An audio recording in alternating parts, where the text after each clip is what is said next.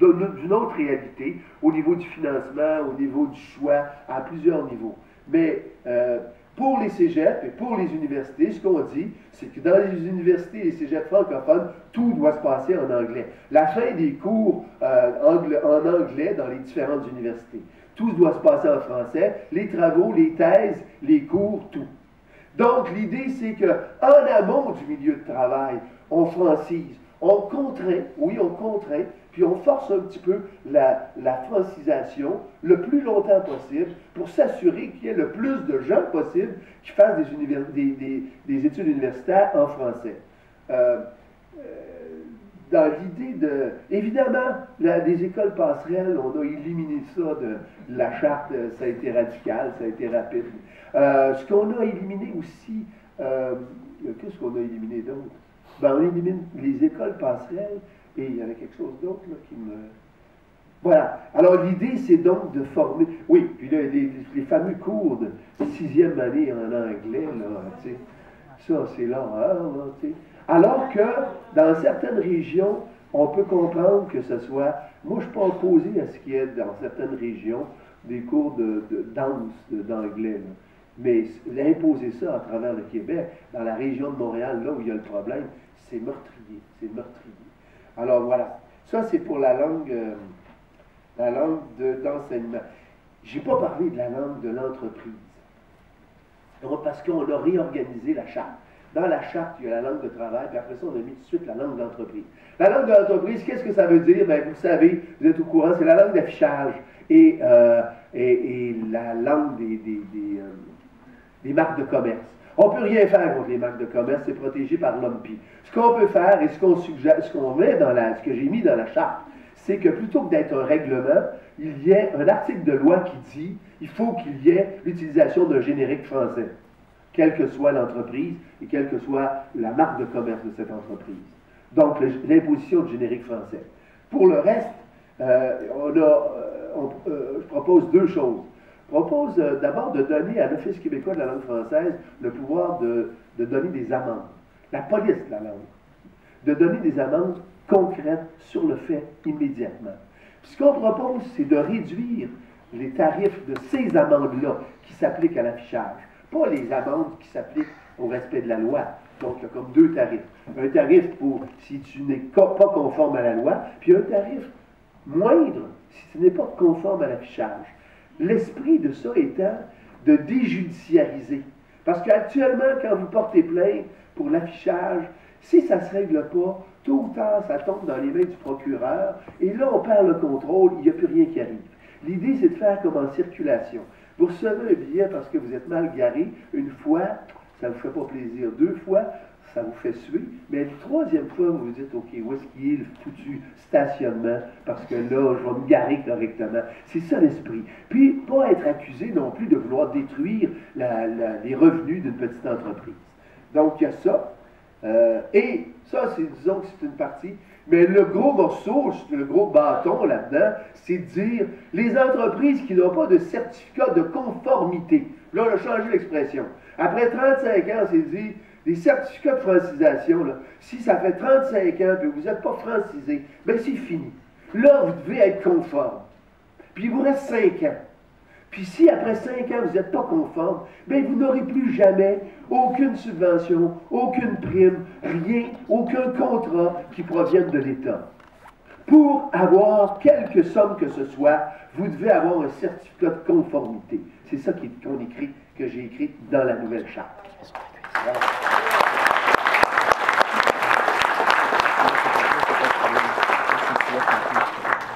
Bon, ensuite, le reste, j'ai terminé, parce qu'ensuite, on propose un certain nombre de choses comme l'abolition du Conseil supérieur de la langue française. Ça a surpris bien des gens. Mais on s'est rendu compte qu'en 11 ans, le Conseil supérieur avait émis 4 avis, dont 2 non sollicités. Fait que là, puis on s'est surtout rendu compte que partout où on a enlevé des pouvoirs au gouvernement, on les a donnés à l'Office québécois.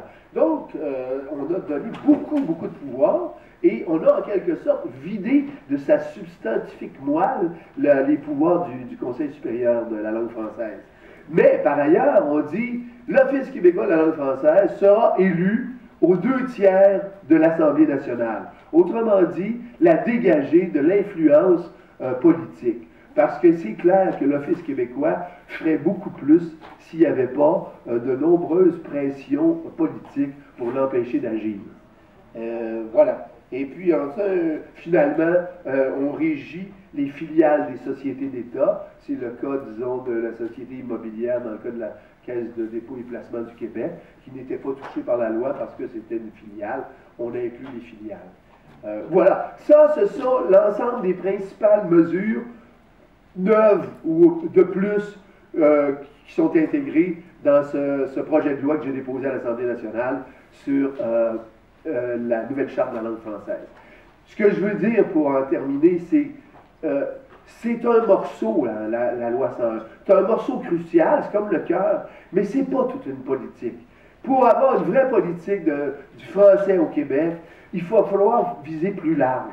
Ça, c'est un morceau important, et c'est un morceau qu'on peut faire rapidement. Les autres mesures touchent, et là-dessus on commence à travailler, ils touchent beaucoup à l'immigration. Comment s'assurer qu'on réussisse l'immigration?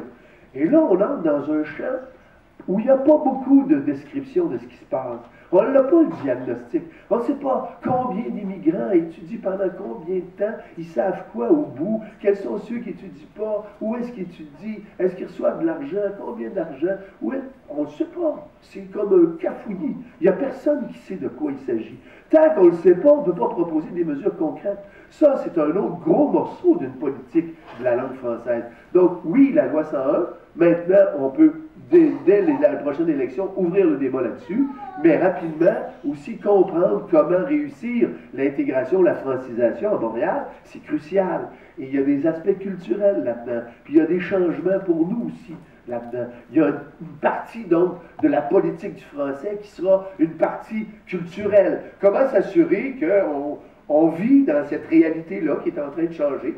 Réalité complexe, les rapports des jeunes avec la langue anglaise, le rapport des minorités avec la culture, avec leur culture et la nôtre, comment on joue sur ces phénomènes-là, comment on parle à tout le monde, comment on s'assure qu'une politique de la langue, ça devient qu'un projet porté par tout le monde. Et sinon, si on n'a pas une politique qui va chercher aussi chez tout le monde un intérêt, on se retrouve avec des statistiques tristes. Je voyais un sondage où tout à coup la langue française semble ne plus être une préoccupation. Je ne crois pas ça. Je pense que c'est une réelle préoccupation de l'ensemble des Québécois. Mais on est en train de ne pas proposer suffisamment large pour que ça soit inspirant.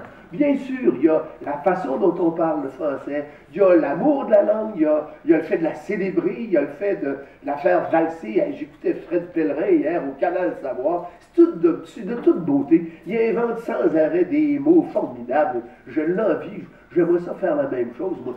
Joyer avec la langue, tu sais, c'est sûr. Puis garder la langue vivante, puis la garder vivante. C'est certain que la langue, c'est le cœur aussi d'un projet plus large. C'est le cœur de l'identité. C'est le cœur de la reprise de possession du pays. C'est le cœur du maître chez nous, d'un nouveau maître chez nous. C'est le cœur aussi de ce qui peut être la cohésion sociale.